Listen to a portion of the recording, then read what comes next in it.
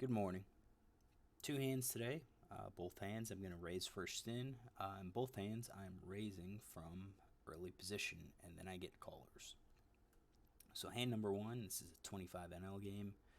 I get ace four of spades. I raise first in the three big blinds, which I think is fine. We are seven-handed, so these next two positions are more considered middle position.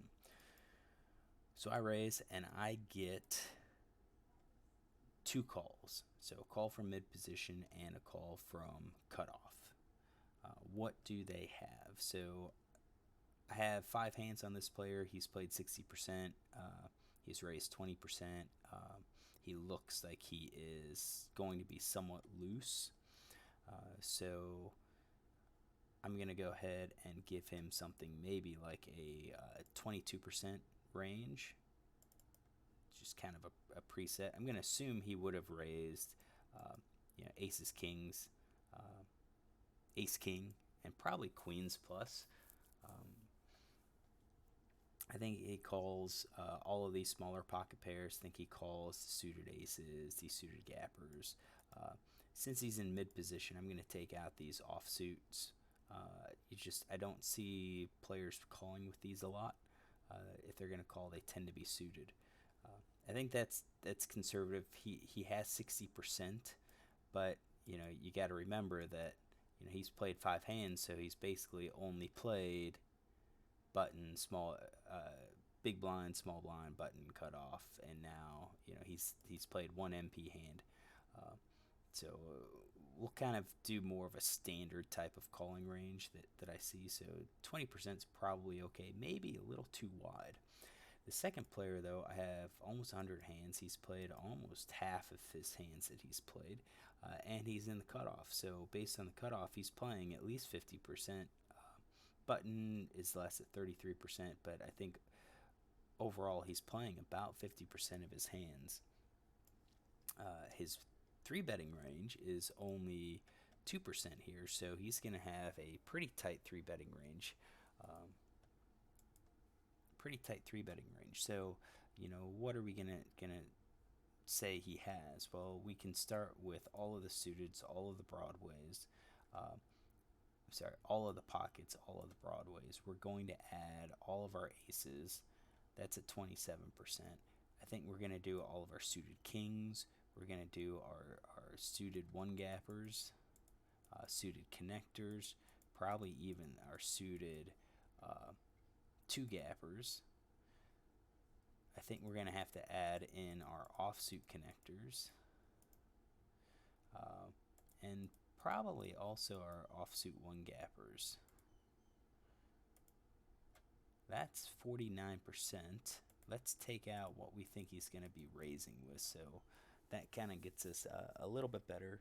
So like 2.6%.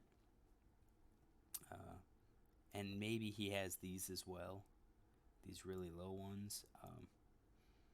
It's kind of hard to say, but 46.8%, I think that's pretty good. Now, ace four suited, where does that fit against this very wide range? It's going to be ahead 53%. He has position on us, which we don't really like. What about this tighter player? Where does ace four suited fit? We're going to likely be behind him.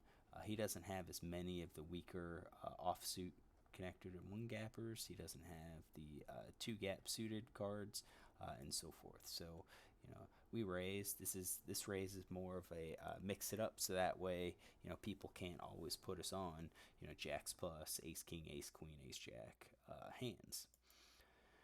We see a flop of ace of hearts, 10 of hearts, and 5 of clubs. And it's to us. What do we do? Do we c-bet or do we check? I find that I have a hard time trying to decide how I'm going to proceed with the top pair weak kicker hand. Against these two opponents, we can look at and think about what hands would they call. I think they would definitely call top pair plus. All right, so our loose player is going to have top pair plus at 19% of the time. Our tighter player is going to have it 20% of the time. All right. So they're going to call, both of them having, at least one of them calling. It's going to be more than 20% with top pair plus. Do I think they're going to call with a pocket pair below top pair? Maybe. I think if we bet, it depends on how they perceive us. So at this point, we've played 108 hands at this table. If they're tracking, this guy's not going to have much on me. He'll have 5 hands, but this guy's going to have 99 hands on me. And he should see that I'm pretty tight. I think if I see bet, I think I'm going to get some of these pocket pair below top pairs just to go ahead and fold. So with the pocket pair below top pairs, that's jacks. I'm going to say jacks might call once. It's a small percentage. It's that middle pair. It's the tens. Would they call with tens or would they not call with tens? I kind of have a feeling that if I bet, I'm going to get a lot of those to fold. I'm only really going to get flush draws to call and top pair plus to call. So let's take a look at that. If I bet and only top pair plus and the flush draw calls,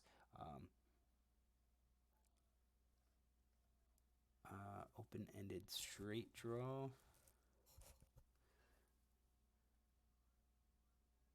We don't have an open-ended straight draw. I think that's supposed to be the gut shot. Oh, hold on. Cumulative. There it is. Yeah, we don't have that. Yeah, I think if we get rid of this and say top pair plus flush draw, he's continuing 28.7%. He's going to be folding, over 70% of the time. I think that's pretty good because we have a weak kicker. What about list player? He's going to be on the button. He might call a little bit wider, but pocket pair plus flush draw, he's only calling 25% of the time, so he's folding 75. So let's say here, so we said 70 and 75. The chance that both of them are going to fold, if we assume they're going to call top pair with a flush draw, if top pair better or a flush draw, is 52.5%. So I kind of think this could be a good spot to go ahead and bet. As a C-bet, pick it up. If everyone folds, I don't mind that because our 4 kicker is going to be very, very weak. Yeah, we have top pair, but it's pretty weak. Now, what happens if their range is a little bit wider? Let's say they are going to call with all pairs. Oh, I said before I change it. With that range, for the tight player, if I get called, I'm going to be an underdog. I'll be at 20, almost 30%. But if we say he's going to call with all of his weak pairs with his gut shots,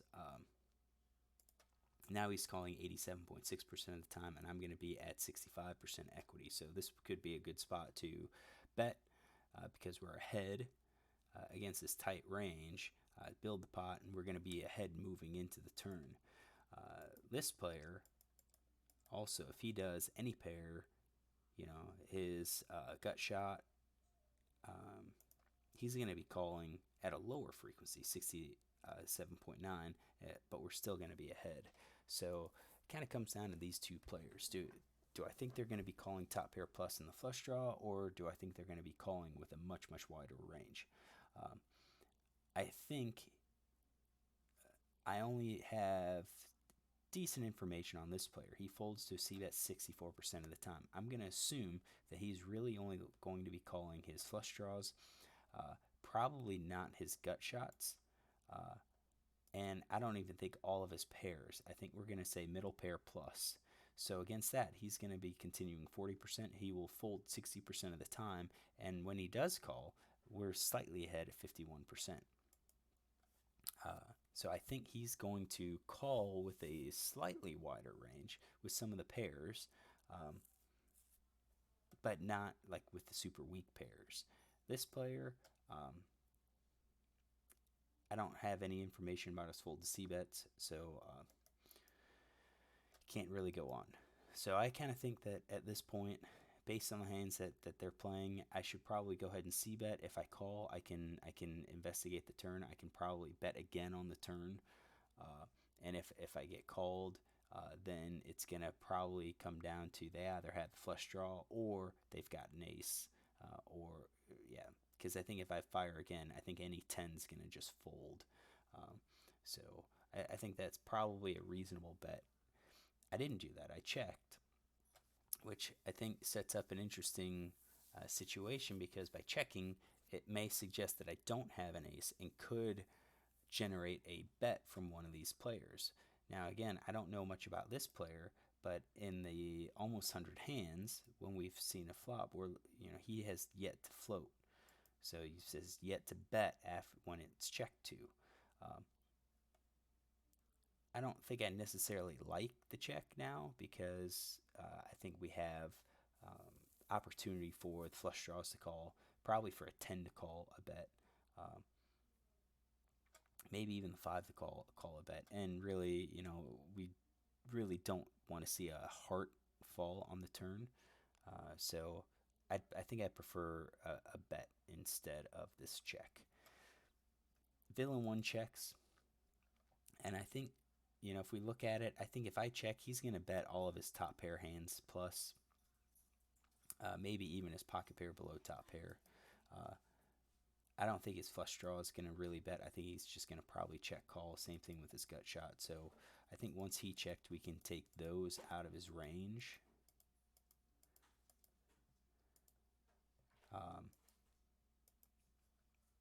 And what about the next guy? The next guy bets, and he bets pot. And this is kind of interesting because it's based on the size. I think if he had a hand like ace king, ace queen, which ace kings we don't have in his range, but the ace queen, I think he would probably bet smaller.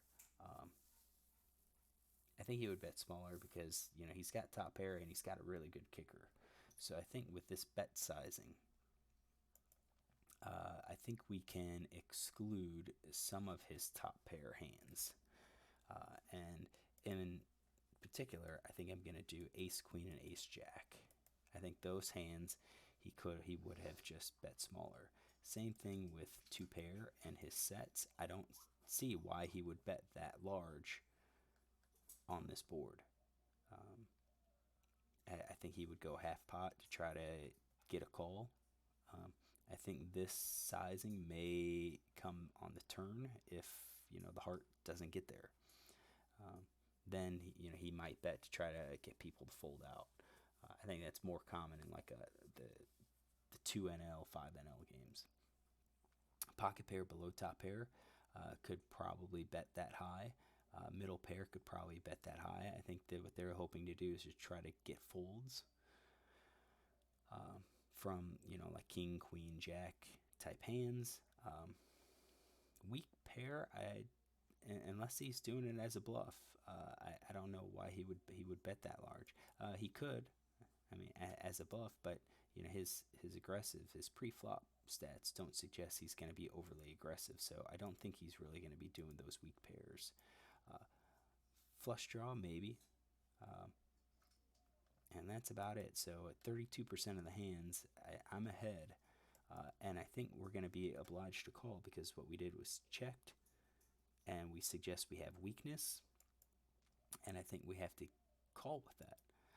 Villain 1 folds, so of all of his hands, he's probably no made hand, maybe a weak pair, no flush draw at all. So let's get him out.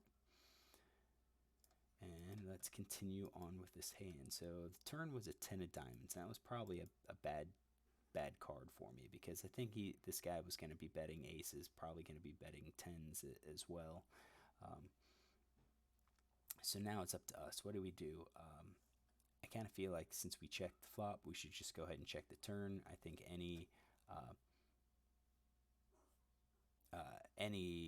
if he was actually trying to bluff, with no made hand, I think he's going to give up now on the turn, and that'll be like our clue that our aces are probably good, and maybe we could go for some value on the river.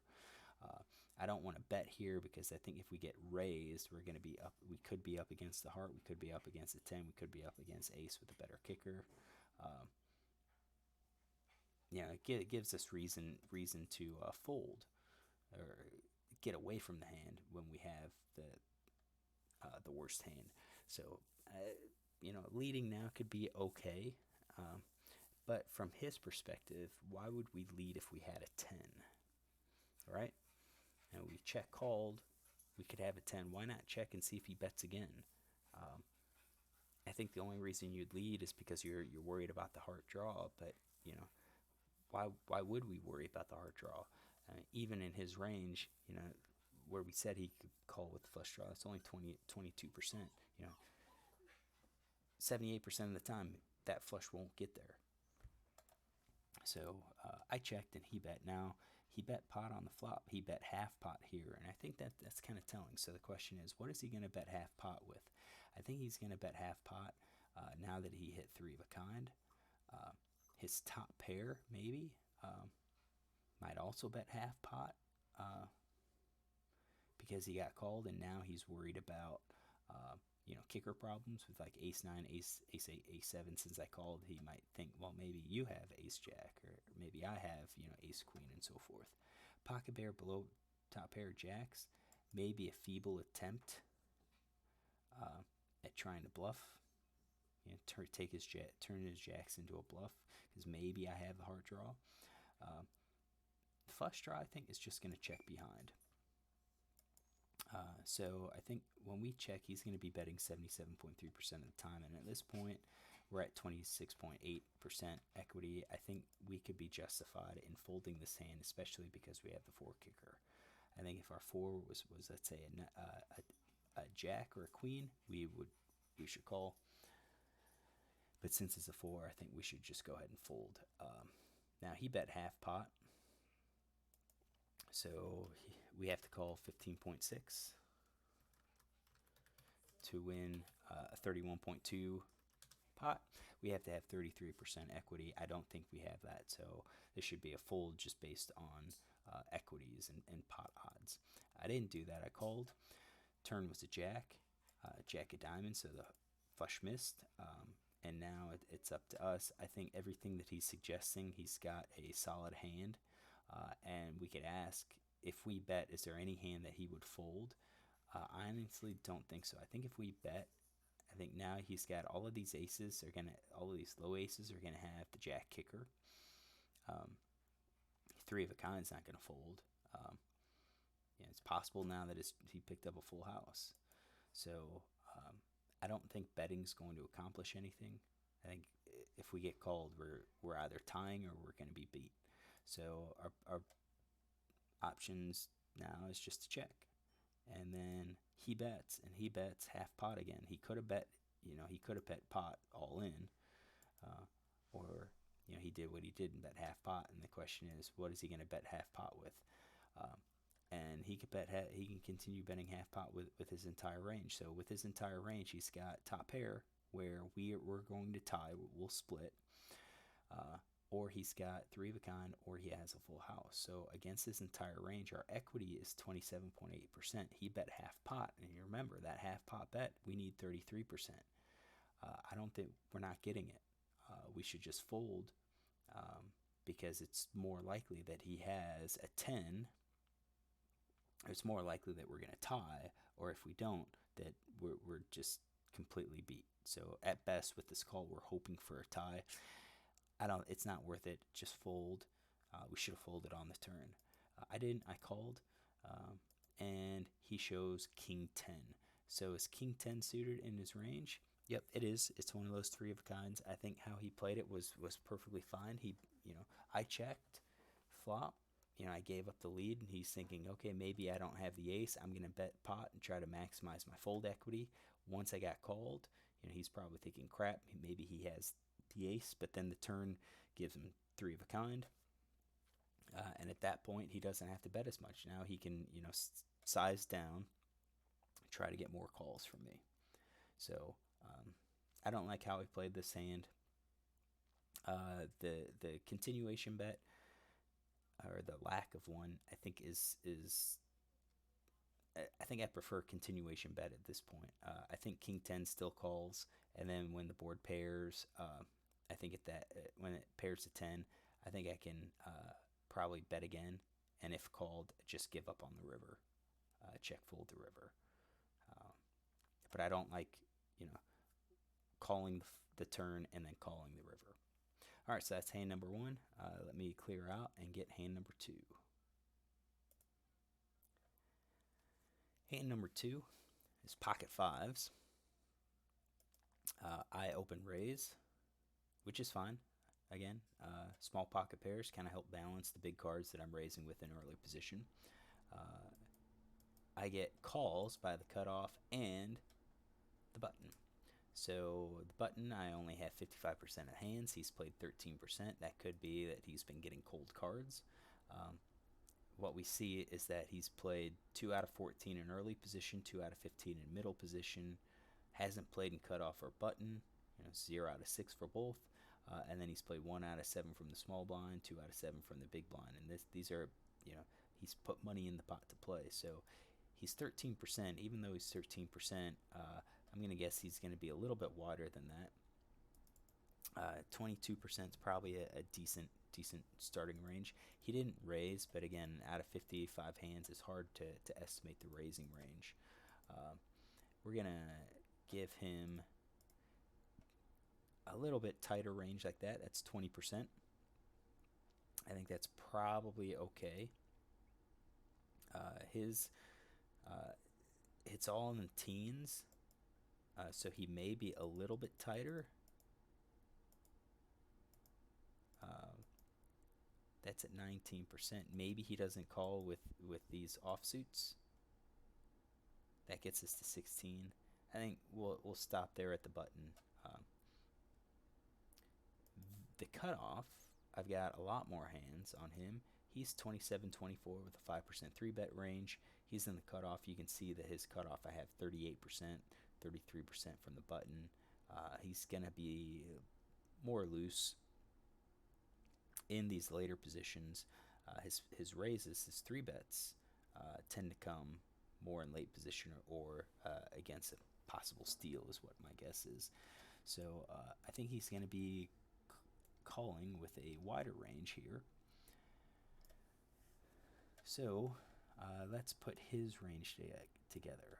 I do think it's all pockets, it's all broadways, all suited aces. We're going to have these suited connectors and one gappers in there. I think we're going to leave in these offsuit cards. We're at 22.8%, 23.7%. I still don't think that's good enough. Maybe suited kings down to king 7. Maybe ace 8 offsuit.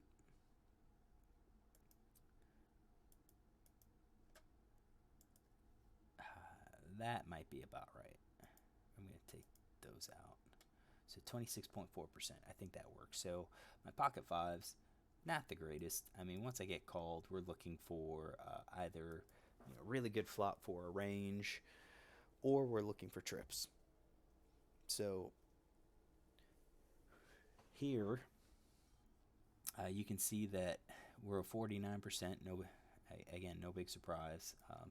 And we're really not going to be much more different against this range. Still 49.5%. We're relying on either flopping trips or having a board that is very good for our range. So the flop is king 8-4. I do think that's pretty good for our range because our early position raising range is going to include ace king. It's going to include king queen. So it's possible that we hit top pair. It's possible that we hit trips with pocket kings or overpair with pocket aces. So our range is going to hit that board. So the question is, do we c-bet here or do we check? And I think, with pocket fives, we're going to have to bet. We're going to have to bet here and try to pick up some folds to try to eke out some equity from these pocket fives. There is some concern because there's the 5 of clubs that are out, and if the 5 of clubs gets there, yeah, we hit trips, but that puts up a possible flush on the board. But I think since this board kind of hits our range, and isn't really going to hit their range as well. I think our plan going forward is to make a continuation bet. If called, then probably fire out a turn bet on a non-club board. Kind of represent that we do have the ace king, or we do have the king queen. What do we know about these two players flop calling? Well, he folds to a flop bet 50% of the time, but that's 1 out of 2, so it's going to be a little bit unreliable. Based on his VPIP, I'm going to assume he'll be pretty tight. If he calls, he's going to be calling with clubs, probably a top pair. If he calls, he probably has a king or the club draw, maybe queens, jacks, or tens, and that's about it. This player, though, is pretty loose. So his fold C bet's 43%. He's going to be calling almost 60% of the time. And then he's almost going to call the turn 33% of the time. And then his river, 1 out of 1, he's folded. So the turn is less. It's 1 out of 3 that he's folded. But 3 out of 7, I don't think he's going to be folding as much. So I kind of expect, if I'm going to c-bet, I'm going to have to fire that second barrel. But I'm already kind of assuming I will have to do that. If only he calls, I still think we fire a second barrel on a non-club board, and if he calls the turn, then I think we're just gonna have to be done with the hand. This one, I think we can fire out another bet, even if the club comes out, because I think he's gonna be calling with any pair. So a 4, an 8, 9s, 10s, jacks, queens. I think he's going to call with all of those. So we can't be afraid of the club. What do? I bet half pot, and villain 1 called, but the button folded. So this tight player is gone, and we are playing against this loose player. So against this range, I think he is going to call with any pair. With his flush draws, I think he's going to call with his gut shot, and probably his 2-card backdoor flush draws as well. So I think he's continuing 64.3% of the time.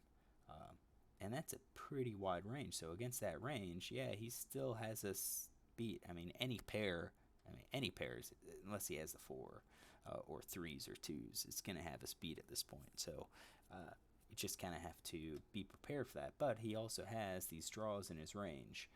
And we do know he is likely capable of folding if we bet again to rep the king. We had just kind of know that he's going to be calling with a lot of weak hands. Weak hands that would likely fold to 2 bets or possibly even 3 bets. So the turn was kind of was interesting because it gives me a gut shot draw. So now not only do I have a pair of 5s, I also have the gut shot. So against that entire continuance range, we're still only at 28.5%, but I can't really check, because if I check and he bets, I can't call. So, if I want a shot at this hand to continue telling my story that I actually have the king, and this is something that I would do if I had ace king or king queen in my hand, I have to bet again. So I did. I bet half pot. Now, is half pot adequate, or could I have gone up 2/3 or 3/4? Well, with the half pot bet, I want him to fold at least 33%. If he folds at least 33% of the time, I show instant profit with that. If I increase my bet, then he's going to have to fold more than that. I think a half pot bet's okay, but we have to consider, what would I have done if I had ace king? Would I have also made it half size bet, or would I have gone larger? And I think probably ace king, well, against both of these opponents, I think the half pot's okay on the flop. But if it was just heads up, I think I'd probably prefer to raise it up to 2/3 or 3/4, possibly even pot size bet on the flop, even with ace king, because I know he's going to call so much. So try to bet more when you think he's going to be calling with a lot worse. Here, though, since I already bet half pot, I think half pot's going to be okay, because you're kind of representing, hey, I want to get called. I don't want to block things out. And I'm okay if he calls with a flush draw. He just picks up the heart flush draw too, if he had hearts in his range. So I think half pot's okay. What is he going to call with? I think he's going to likely raise me with a set, likely raise me with a straight. I think these two hands are going to raise. Two pair, maybe. He may raise. Overpair with aces. Hold on. Why is aces in there? Let's go back. We forgot to take out his raising ranges, his 3-bet range. So that's probably okay 3-bet range. So that changes some of the numbers a little bit. But yeah, because that would have changed. 60% is what he would have called. He'd fold 40%, which is about right. So now here, I think you've got two pair. It's probably going to raise. Set straights are probably going to raise. Overpair doesn't have it. Top pair, I think he's definitely going to just call. Pocket pair below top pair, I think this player probably also just call, maybe. This is 10s and 9s. He may call one more time and then be done with the hand. I would kind of think middle pair is going to fold and weak pair is going to fold at this point, because now I've got the king that I'm repping, and even this pocket pair below top pair, he may just go ahead and fold. But I think he's definitely calling with the top pair, and this player is also going to be calling with the flush draw. Open-ended straight draw, yeah, probably also calling. Gut shot, probably not. So out of all of those range, he's calling 61.5% of the time. I'm only 30%. So, with half pot bet, I estimate he's going to be folding 39% of the time. This should be a favorable bet for me, getting the folds that I need. And even if called, I still have some equity. What does he do? He does call. So I'm going to continue with this range. Assume he has 10s and jacks.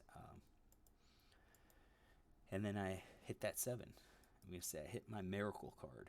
Now the question is, do I bet or do I check? And the thing is if I bet, what hands are going to call? I think he's going to call top pair, 2 pair, straights. I think he's going to fold everything else.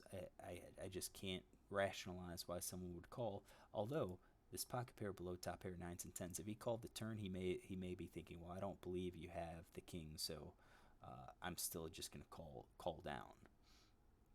And loose players can do that. So if we have that, he's going to call 63% of the time. We are 90% if called, which is good. So we should bet here. If we bet and he only calls with top pair plus, he's calling 50%, we're still at 87%. What if we check? What is he going to bet with? So I kind of feel like if we check, he's probably going to check behind all of his pairs and take the showdown. So I think at this point we probably should be betting here. How much should we bet? I think we've been doing half pot. I think we can probably, maybe go up and do pot size bet. Try to, or maybe even do the over bet. I mean, with the over bet, we're trying to apply maximum pressure. He may read that as us trying to get him to fold, and he's going to say, "Why? Is it possible that I have a 5 in my hand? I'd have to be playing a king 5. No, you don't have that. Ace 5. With it, maybe ace 5 of clubs. That's one combo. That's the only thing that makes sense. So maybe an overbet would be good, realizing that he would call. Even if he calls, let's see here, only his 2 pair plus, that's 63%. He's folding, but when he calls, we're 63%. If he calls top pair, right, we may be ahead. So what do? I bet, let's say like 2/3 pot. What does he do? He calls. So with this call, I'm going to assume he has top pair or better. And he shows ace king, which we don't have in the range. We don't have ace king in his range at this point.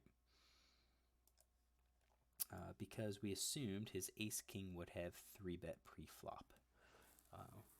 But if we add it in, you can see that if he calls with ace king, he's probably also going to be calling with jacks and queens, is what I assume. Especially against me, which changes what he has in his range. So now, when I bet, he's going to only call 49%. We're still at 90%. I mean, it still follows the same. Even though the ace king wasn't in there, we had kings in his range, and he's playing it as if he had a top pair hand. Never really raised it. Never really tried to apply pressure on it. Because he's just going to call. He's going to call down. He has a pair. He's calling down. All right, so this is second hand. Hopefully you enjoyed these two hands and maybe learned something. Look tomorrow for a couple more hands.